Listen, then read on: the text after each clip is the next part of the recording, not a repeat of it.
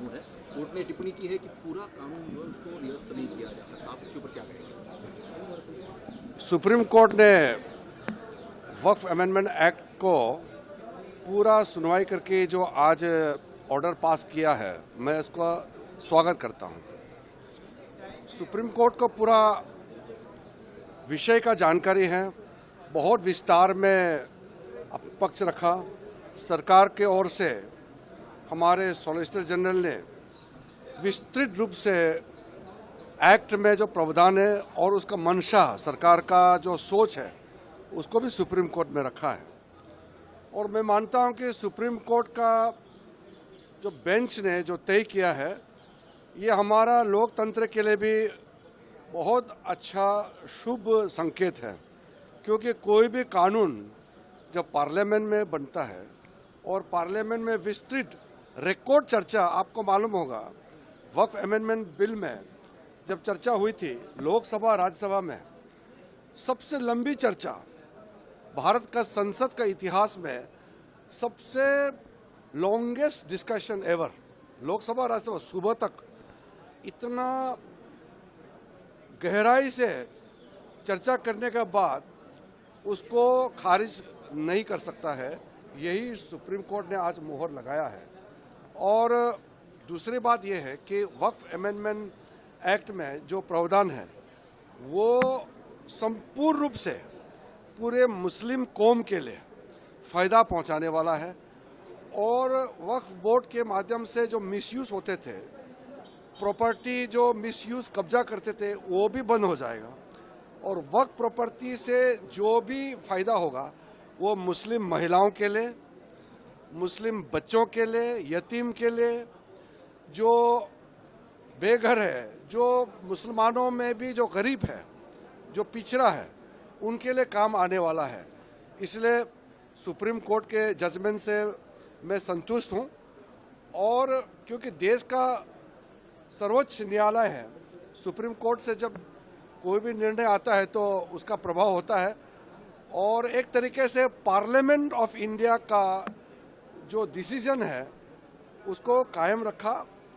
एक जो प्रैक्टिसिंग मुस्लिम का जो मामला है उसको हम लोग देखेंगे रूल्स में भी क्या उसका रखना है, लेकिन ओवरऑल जो पूरे डिटेल तो मैंने अभी जजमेंट पढ़ा नहीं है, लेकिन जजमेंट को स्पिरिट और जो पूरा संपूर्ण ऑर्डर का भाव को मैं कहना चाहता हूँ कि हमारे लिए, देश के लिए बहुत अच्छा जजमेंट आया। और डेमोक्रेटिक इंडिया के लिए, पार्लियामेंट्री डेमोक्रेसी के लिए ये जजमेंट बहुत अच्छा संकेत है। कुछ लोग सुप्रीम कोर्ट में बिना मतलब चैलेंज करता है, पार्लियामेंट का अथॉरिटी को चैलेंज नहीं कर सकता है, कोई प्रावधान को लेकर के जरूर चैलेंज कर सकता है, लेकिन सुप्रीम कोर्ट ने उसका भी अपना मोहर लगाया है। सर, आज प्रधानमंत्री बिहार में हैं। ऑपोजिशन ये कह रहा है कि आज प्रधानमंत्री आने वाले बिहार में और जुमले की बारिश करेंगे क्योंकि बिहार में चुनाव आने वाले। देखिए, बिहार का चुनाव को लेकर के कैंपेन करने का सबका अधिकार है, लेकिन पिछले दिनों कांग्रेस और आरजेडी ने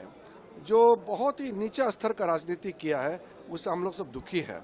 और विशेष करके प्रधानमंत्री जी को तो वो लोग कितने सालों से पर्सनल अटैक करते हैं, हमला करते हैं, गाली देते हैं, लेकिन प्रधानमंत्री जी के जो माता जी जो इस दुनिया में नहीं है, उसको लेकर के भी जो कांग्रेस और आरजेडी का हरकत है उससे देश गुस्सा है। बिहार के जनता तो बहुत ही गुस्सा है और पूरा देश के जनता उससे बड़ा चिंतित है कि राजनीति को किस स्तर तक ले गया है, विशेषकर कांग्रेस और आरजेडी ने। सर, एक आखिरी सवाल, इंडिया पाकिस्तान का कल मैच हुआ, इंडिया ने जो है पाकिस्तान को डिफीट किया। इसको लेकर ऑपोजिशन ये कह रही है कि इंडिया पाकिस्तान का मैच नहीं होना चाहिए था। कई लोग ये भी आरोप लगा रहे कि मैच फिक्सिंग किया गया था इंडिया पाकिस्तान का। ये जो इसका सोच है अपोजिशन पार्टी का हर समय राजनीति करने का, वो ठीक नहीं है। और जहाँ तक ये जो क्रिकेट खेला है, ये पाकिस्तान इंडिया का बायलैटरल खेल नहीं है, एशिया कप है। उसमें अगर इंडिया नहीं खेलेंगे तो इंडिया ऐसे आउट हो जाएगा। और ओलंपिक्स, एशिया कप पाकिस्तान के लिए नहीं होता है, वो पूरा देशों के लिए होता है। पाकिस्तान का साथ तो भारत ने कोई मैच खेला ही नहीं है, कोई बायलैटरल पाकिस्तान में भी गया नहीं है, पाकिस्तान को अलग से बुलाया नहीं है। ये जैसे कि ओलंपिक्स में अगर किसी देश से हमारा दुश्मनी है, उसका वजह से हम ओलंपिक नहीं जाएंगे तो नुकसान किसका होगा? तो इसलिए इसको समझना है। सेंटीमेंट सही है, लेकिन सेंटीमेंट के पीछे जो एक रैशनल थिंकिंग होना चाहिए कि भारत अलग से कहाँ पाकिस्तान के साथ बायलैटरल मैच खेल रहा है। लेकिन Olympics, Asian games, Asian championship, world cup, Asia cup, इस तरह का जो टूर्नामेंट होता है वो बहुराष्ट्र होते हैं, वो मल्टीलेटरल होते हैं, सारा राष्ट्र मिलकर खेलते हैं उसमें। वो अलग से पाकिस्तान इंडिया का खेल नहीं है। Thank you.